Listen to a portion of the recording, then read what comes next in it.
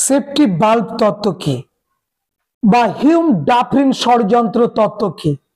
Fourth semester class 12 এর unit 2 আজকের এই বিষয়টা আমরা একটু আলোচনা করি। দেখি বুঝতে পারছি কি পারছি না। যদি বুঝতে পারি তাহলে বেশ, যদি না বুঝতে পারি তাহলে কি করব? স্যার বিষয়টাকে ভেঙে ভেঙে খণ্ড খণ্ড করে বোঝার চেষ্টা করব, তবু আমরা এটা পড়বো, কারণ এই প্রশ্নটা আমাদের করতেই হবে। আমরা জানি হিউজ সিলেবাস, তার মধ্যে থেকে বেছে বেছে নিয়ে এই প্রশ্নগুলো কিন্তু তোমাদের সামনে রাখছি। তোমরা অবশ্যই ভিডিওর শেষ পর্যন্ত দেখবে। দেখো, প্রথমে যেটা আমরা লিখেছি যে একটা ভূমিকা, ভূমিকাতে আমরা কি বলবো?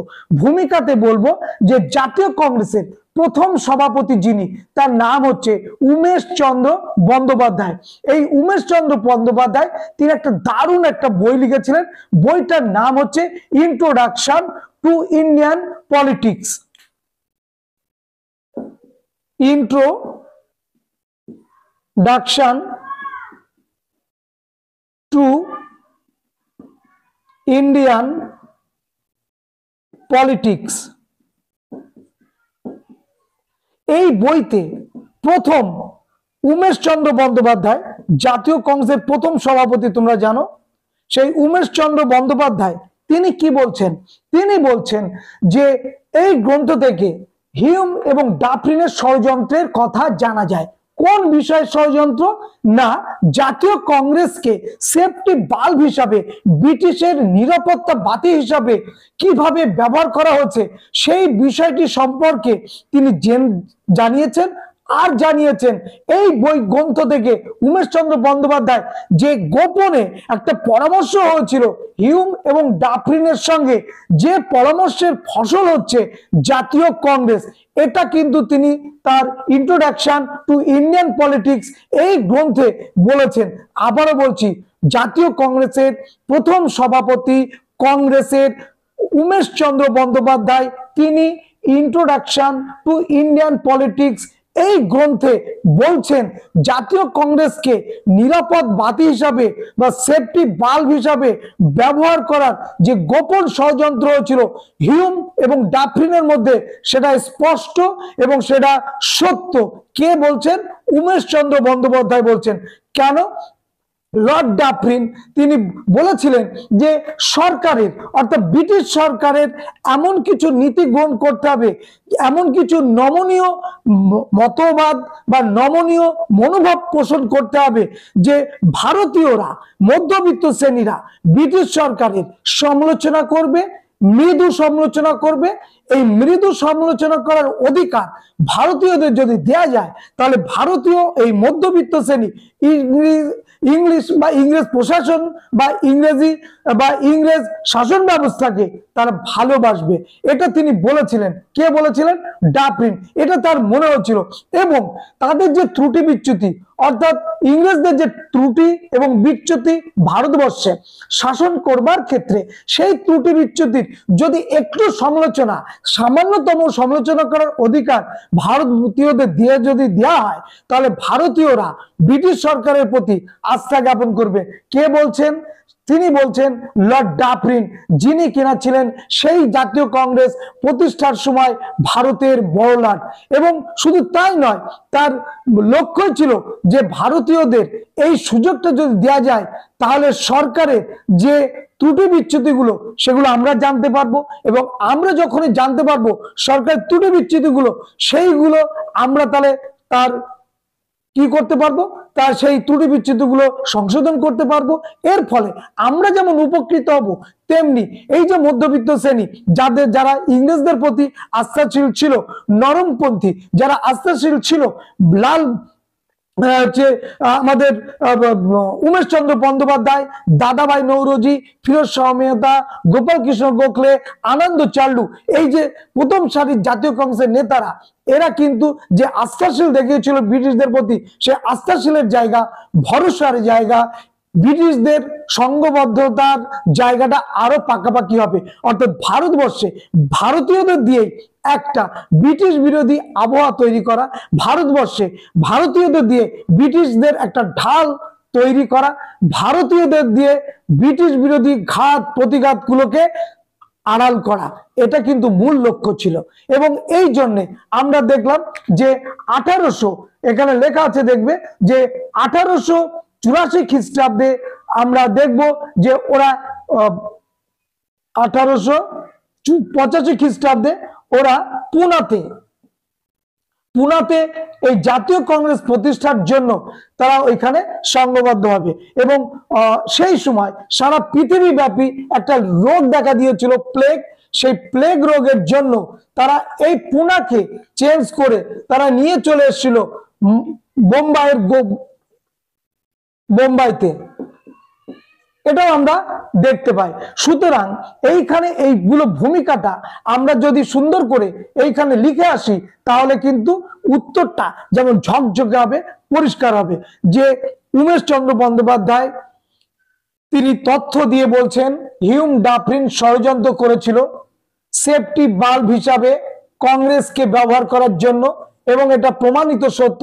তার কারণ হচ্ছে তার নিজের বই লেখা ইন্ট্রোডাকশন টু ইন্ডিয়ান পলিটিক্স, এই গ্রন্থে তিনি দেখিয়েছেন এবং তিনি পরীক্ষিত সত্য বলে এটা প্রমাণও করে দিয়েছেন। এবং ডাফরিন যে ভূমিকা নিয়েছিল সেখান থেকে পরিষ্কার যে একটা গোপন বৈঠক হয়েছিল কংগ্রেস প্রতিষ্ঠার পেছনে। এইবার চলে এসো দ্বিতীয় পয়েন্ট আমরা করেছি কি, বিক্ষুব্ধ ভারত। এই সময়কালে অর্থাৎ 1885 সালের এই সময়কালে ভারতবর্ষের অবস্থা কি? ভারতবর্ষের সব থেকে 3টে রাজ্য তোমরা জানো সব থেকে বেশি পরিমাণে ব্রিটিশ বিরোধী ক্ষোভ বিক্ষোভ তৈরি হয়েছিল। তার মধ্যে বাংলা ছিল, পাঞ্জাব ছিল, মহারাষ্ট্র ছিল, দাক্ষিণাত্য, পাবনা, এই প্রভৃতি জায়গায় কারা বিদ্রোহ করছে? কৃষকরা বিদ্রোহ করছে। তীব্র কৃষক বিদ্রোহ হচ্ছে এই সমস্ত জায়গায়। তাহলে এই কৃষকরা সংখ্যায় বেশি ভারতবর্ষে। এই কৃষকরা যদি রেগে যায়, এই কৃষকরা যদি ক্ষেপে যায়, তাহলে তাদের অবস্থা কোথায় গিয়ে পৌঁছাবে এটা তারা কিন্তু অনুধাবন করেছিল।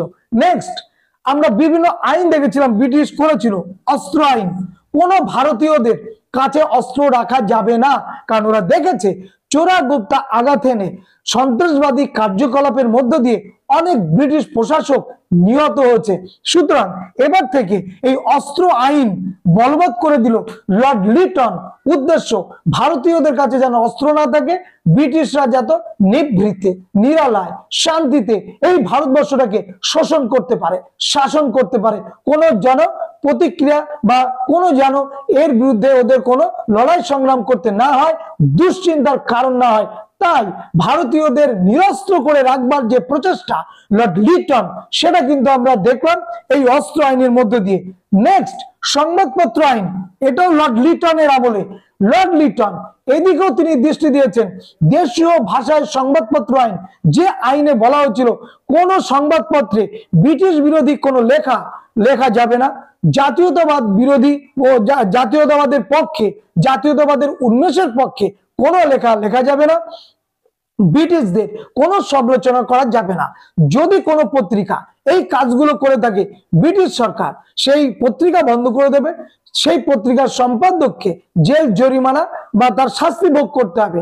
আমরা দেখেছিলাম যে এই ভারতবর্ষে যুগান্তর পত্রিকা রাতারাতি বাংলা থেকে ইংলিশে ট্রান্সলেট করে তারা কিন্তু পত্রিকা প্রকাশ করেছিল, কারণ এই সংবাদপত্র আইনটা শুধুমাত্র বাংলা সংবাদপত্রের ক্ষেত্রে প্রযোজ্য ছিল, হিন্দি বা ইংরেজি পত্রিকার ক্ষেত্রে নয়।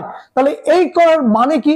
এটা করার উদ্দেশ্য একটাই, ভারতে ব্রিটিশ বিরোধী ক্ষোভ যাতে আর প্রস্ফুটিত হতে না পারে, ব্রিটিশ বিরোধী ক্ষোভ প্রত্যন্ত অঞ্চলে ছড়িয়ে যেতে না পারে, মধ্যবিত্ত শ্রেণীর হাত ধরে সাধারণ মানুষ যাতে জাগরিত না হতে পারে, তার জন্যই এই সংবাদপত্রের ওপরে খাড়া নামিয়ে দিয়েছিল লর্ড লিটন।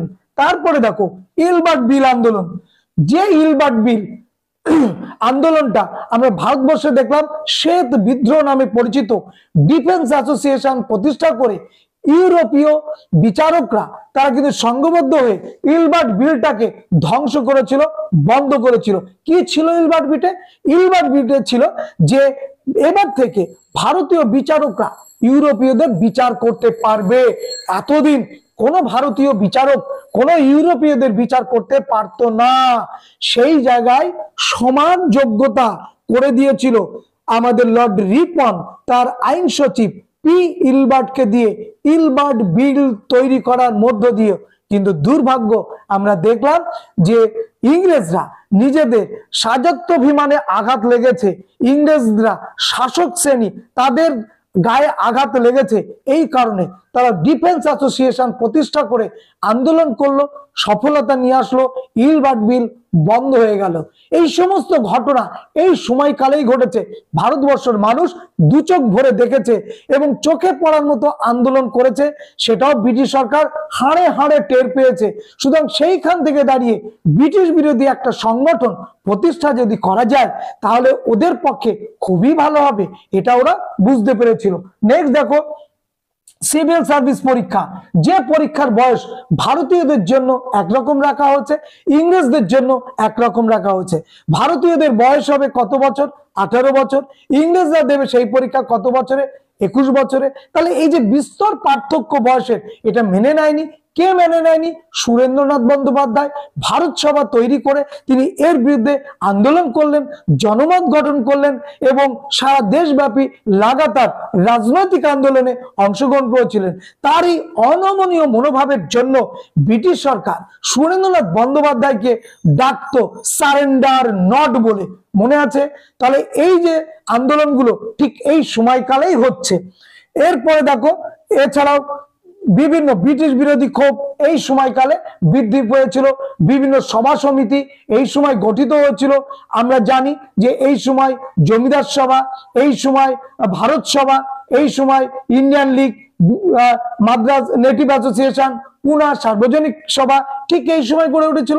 তো এইগুলো যদি আরো বেশি করে গড়ে ওঠে তাহলে ব্রিটিশদের অবস্থা দফা রফা হবে। সুতরাং সেইখান থেকে নিজেদেরকে বাঁচিয়ে রাখবার জন্য, কংগ্রেসকে সামনে রেখে নিজেদেরকে আত্মরক্ষা করবার জন্য একটা প্রতিষ্ঠান তারা তৈরি করার ভাবনা ভেবেছিলেন লর্ড ডাফরিন এবং অ্যালান অক্টাভিয়ান হিউম। সেখান থেকে আমরা পাচ্ছি ডাফরিন হিউম ষড়যন্ত্র তত্ত্ব বা ব্রিটিশ বিরোধী ভারতে ইংরেজদের সেফটি বাল্ব তত্ত্ব, এটা গেল। এছাড়া দেখো, নিচু শ্রেণীর মানুষরা, আবার বলছি, যে কোনো আন্দোলনে নিচু শ্রেণীর মানুষ যদি একবার অংশগ্রহণ করে সেই আন্দোলন সফলতার মুখ দেখে। কোন আন্দোলন? পৃথিবীব্যাপী জনপ্রিয় আন্দোলন, বিপ্লব বলতে যা বুঝায়। কোন আন্দোলনকে? ফরাসি বিপ্লব। মনে পড়ে? ফরাসি বিপ্লবের সব থেকে অংশগ্রহণ করেছিল কারা? তৃতীয় শ্রেণীর মানুষরা। আর তৃতীয় শ্রেণীর মানুষরাই অংশগ্রহণ যত সময় না করছে কোন আন্দোলন সফলতা আসবে না, আজ অব্দি আসেনি। সে তুমি ভারতবর্ষ বলো, আয়ারল্যান্ড বলো, তুমি কিউবা বলো, তুমি ভিয়েতনাম বলো, তুমি আমেরিকা বলো, আর যতগুলো দেশ আছে, তৃতীয় বিশ্বের যত দেশ আছে বা ব্রিটিশ বিরোধী বা ব্রিটিশদের যেখানে যেখানে শাসন করেছে, ইন্দোচীন, ভিয়েতনাম, লাওস, কম্বোডিয়া, তুমি যত দেশ বলো না কেন, সমস্ত দেশে দেখবে যদি ইতিহাস ঘাটো, তৃতীয় শ্রেণীর মানুষ যত সময় অংশগ্রহণ না করছে সেইখানে পরিবর্তন কিন্তু আসেনি। এখানেও তাই, ভারতবর্ষেও তাই। তৃতীয় শ্রেণীর মানুষরা জাগরিত হয়েছিল, কৃষক শ্রেণীর মানুষরা জাগরিত হয়েছিল, শ্রমিক শ্রেণীর মানুষরা জাগরিত হয়েছিল, যার জন্য ভারতবর্ষে ব্রিটিশ বিরোধী আন্দোলন আরো তীব্র থেকে তীব্রতর হয়েছিল। 42-এর সময় আমরা সেটা দেখতে পাই। এই সকল বিষয়গুলিকে আমরা দেখব যে নিয়ন্ত্রণে রাখার জন্য ভাইসরয় লর্ড ডাফরিন তার পরামর্শে হিউম তৈরি করবে কংগ্রেস প্রতিষ্ঠান। এটা আমরা দেখছি। কংগ্রেস অবশ্যই এই তত্ত্ব বর্তমানকালে ঐতিহাসিকরা মানে না। কি বলছেন রজনীপম দত্ত? রজনীপম দত্ত বলছেন দেশের শিক্ষিত সম্প্রদায় যাতে কৃষকদের সঙ্গে মিলিত হয়ে কোথাও কোনো গণবিদ্রোহ করতে না পারে সেই চিন্তাই ছিল হিউমের চিন্তা। কারণ দেখেছিল যে দেশের শিক্ষিত মানুষ আর সাধারণ মানুষ, শ্রমিক শ্রেণীর মানুষ, এই সমস্ত মানুষ যদি একত্রিত হয় আর যেটা যদি গণবিদ্রোহ হয় তাহলে ওদের অবস্থা ভারতবর্ষে খারাপ হয়ে আসবে। এবং এই জন্যই তিনি এই কংগ্রেস প্রতিষ্ঠান গড়ে তোলবার জন্য ডাফরিনকে বলেছিলেন এবং ডাফরিন তাকে সম্মতি জানিয়েছিল। এরপরে চলে এসো হিউম ডাফরিন ষড়যন্ত্র তত্ত্ব। এইটা আমরা একটা পয়েন্ট করেছি। এই পয়েন্টে আমরা কি লিখবো, যে ঐতিহাসিক রজনীপাম দত্ত বলেন যে বড় লর্ড ডাফরিন এবং হিউমের মধ্যে গোপন যে ষড়যন্ত্র, গোপন যে কথা, গোপন যে নিজেদের মধ্যে সলা পরামর্শ, তার মধ্যে দিয়ে তৈরি হয়েছিল কংগ্রেস। এবং ভারতীয়দের জন্য এই কংগ্রেস প্রতিষ্ঠান বা ভারতীয়দের জন্য এই কংগ্রেস ছিল আমাদের কাছে যেমন একটা ঐতিহ্যশালী প্রতিষ্ঠান, তেমনি ব্রিটিশের কাছে ছিল সেফটি বাল্বের মতো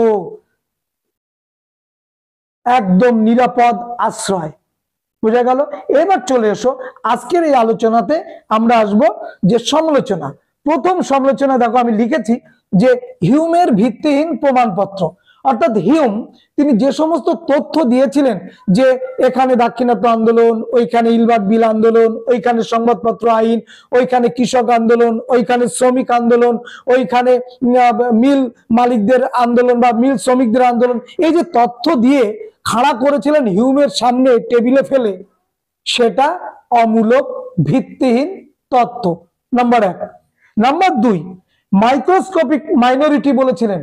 অর্থাৎ হিউম লর্ড ডাফরিন, ভারত তখন বড় লর্ড ডাফরিন, তিনি কি বলছেন যে কংগ্রেস কি, কংগ্রেসকে তো অনুবীক্ষণ যন্ত্রেও দেখা যায় না, সুতরাং ওই রকম প্রতিষ্ঠানের কোনো গুরুত্ব দেওয়ার কোনো প্রয়োজন নেই।